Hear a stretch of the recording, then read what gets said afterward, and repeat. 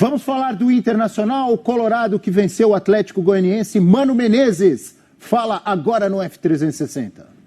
A gente esperava mesmo um jogo duro. Acho que o jogo teve momentos bons para o Internacional, teve momentos bons para o Atlético. Acho até que quando fizemos o gol, atravessávamos um momento de dificuldade no jogo, mas o Atlético arriscou bastante e a gente aceitou o risco. A gente sabia que o meio ia ficar um pouquinho mais aberto, mas a gente apostou exatamente na nossa capacidade de definição do jogo na frente. Porque empate não bastava para a gente nesse momento da competição. Nós tínhamos que vir aqui e tínhamos que vencer. A equipe vai responder bem. Esse é um momento bem especial da temporada. O time está tendo maturidade, está tendo foco e está já sabendo suportar essa responsabilidade. Hoje é a primeira vez que jogamos como vice-líder do campeonato. Então, são situações diferentes que criam uma pressão boa, mas é uma pressão, né? Porque chegamos aqui e queremos aproveitar esse momento e permanecer aqui. Estamos disputando uma vaga para a Libertadores, é o que estamos disputando nesse momento. Tem um sonhozinho lá no finalzinho, vamos continuar sonhando, mas vamos trabalhar duro nessa disputa, porque os adversários são muito bons. Aí o Mano Menezes falando sobre a campanha, sobre o jogo de ontem. E a gente tem aí o Internacional no Brasileirão desde a estreia do Mano Menezes. São 25 jogos com 12 vitórias, 10 empates e 3 derrotas, um aproveitamento de 61,3%. Nesses 25 jogos, 41 gols marcados. Um bom número de gols marcados em 25 partidas e 23 sofridos, menos de um por jogo. É o melhor ataque junto a Palmeiras e Fluminense. Não tem como a gente não lembrar do início de temporada do Internacional, com eliminação na Copa do Brasil para o Globo e eliminação Melgar na Sul-Americana. Para o Melgar na Sul-Americana. Já com o Mano. Exatamente, para o Melgar na Sul-Americana, o Internacional que faz ótima campanha no Brasileirão. Agora, eu concordo com o Mano quando ele disse que o jogo teve momentos diferentes, porque antes do Internacional fazer 1-0, ele sofreu ali esses lances que a gente está vendo aí, né, Prates? Exatamente, né, Abel? Bom dia mais uma vez para você, para os companheiros, para o fã de esporte. O começo de jogo foi muito complicado para o Inter ontem em Goiânia, né? O Atlético foi melhor e o Inter oferecia possibilidades para o Atlético chutar o gol do Kehler, né? Porque a gente viu um erro do mercado, um lance com o Thuram. E o Inter depositava muito as suas esperanças nos lances com o Pedro Henrique. Antes até desse gol que ele fez, que abriu o placar para o Inter, o Pedro Henrique criou boas jogadas, né? O Inter procurava muito a bola do Alan Patrick para o Pedro Henrique, a bola que saia do meio para o Pedro Henrique. Sai o primeiro gol, aí o jogo muda um pouquinho. Aí o jogo fica melhor para o Internacional. O Atlético também se expõe um pouco mais. Sai o segundo gol, Abel, que dá uma tranquilidade e até me pareceu exagerado pelo que foi o primeiro tempo. Não foi o primeiro tempo para 2-0, mas ficou 2-0 para o Inter.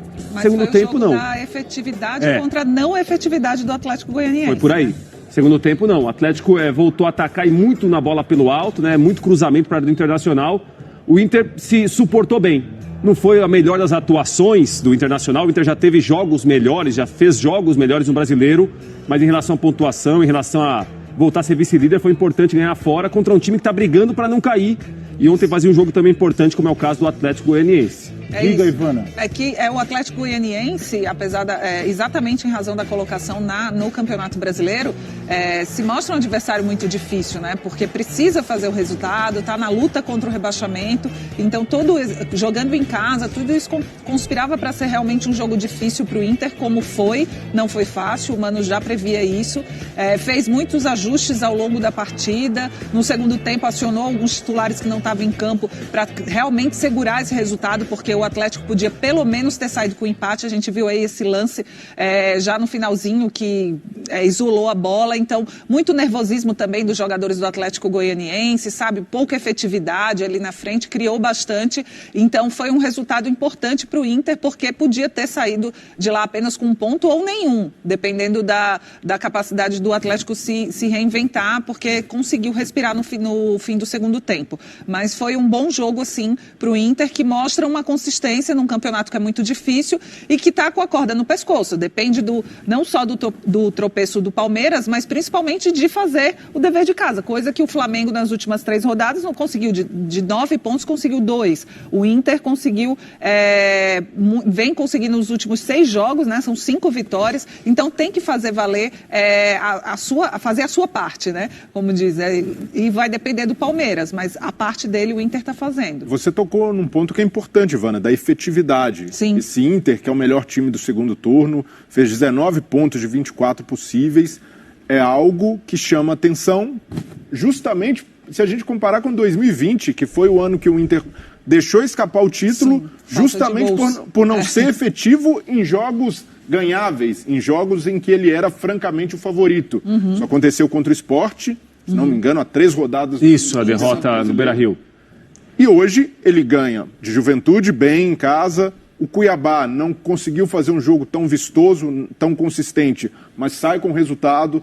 Fora de casa tem dificuldades com o Atlético Goianiense e ainda assim sai à frente, 2 gols de vantagem, mesmo jogando um pouco abaixo no segundo tempo, com uma tentando administrar, também sai com a vitória. Então isso é muito importante se o Inter quiser continuar nesse objetivo de perseguir o Palmeiras, que tem sido o time mais efetivo do campeonato, consegue ser muito regular, e o Inter, pelo menos para sonhar, como o Mano Menezes disse, com esse jogo final, o último jogo do Campeonato Brasileiro, precisa continuar sendo efetivo, mesmo sem ter um futebol tão vistoso. E ontem, no segundo tempo, você mesmo destacou agora há pouco, Ivana, as substituições ali, porque ele levava uma pressão do Atlético Goianiense, tentando fazer o gol, o Lisieiro, o Carlos de Pena, o Moledo e também o Brian Romero. Certo. E o David. O Brian Romero que perdeu aquele gol, não foi? O Marlon Freitas fez diferença no Atlético Goianiense, né? Fez.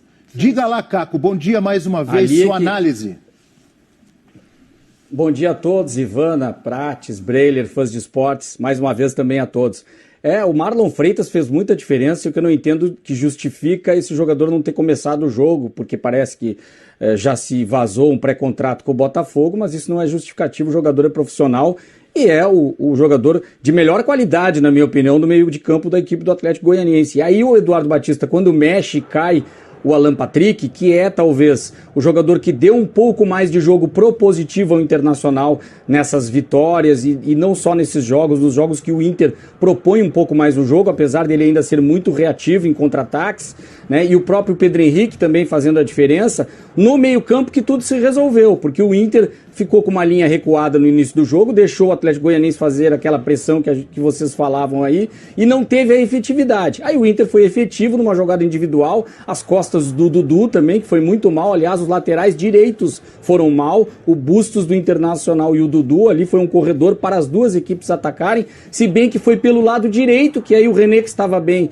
falhou também, né? Não é que se falhou, mas não cobriu também ali uma jogada pela direita que saiu o gol do Atlético Goianiense, mas eu vejo isso, no meio de campo, muito importante essa mudança do Internacional com a chegada do Alan Patrick. Quando ele sai, o Inter daí sim tem que recuar mais, colocar zagueiros e o Atlético Goianiense consegue melhorar no jogo. O segredo do Internacional é que ele não depende mais do meio para frente de 1 ou 2 jogadores que dependia em temporadas passadas, que era o Yuri Alberto e o Edenilson fazendo gols. Até ele não foi bem.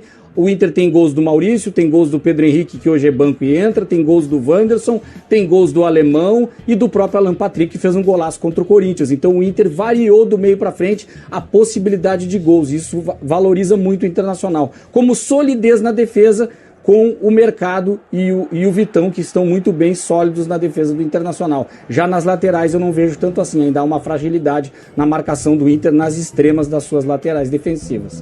Principalmente o Bustos ontem, mas um outro ponto positivo do Internacional foi a questão das jogadas aéreas, que o Inter sempre sofre muito com jogadas aéreas dos adversários e o Atlético Goianiense explorou muito isso. Mesmo assim, o Inter conseguiu se segurar bem.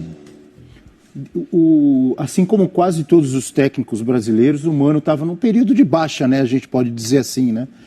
Com a chegada e o sucesso de técnicos estrangeiros, especialmente Sampaoli, Jorge Jesus, Abel Ferreira, estava quase todo mundo em baixa, muita gente dizia que ninguém servia. Aí a gente tem o Felipão fazendo bom trabalho, o Dorival também ressurgindo legal no Flamengo. E o Mano Menezes, ele faz o melhor trabalho dele dos últimos tempos, ou desde que saiu do Cruzeiro, na sua opinião, Caco?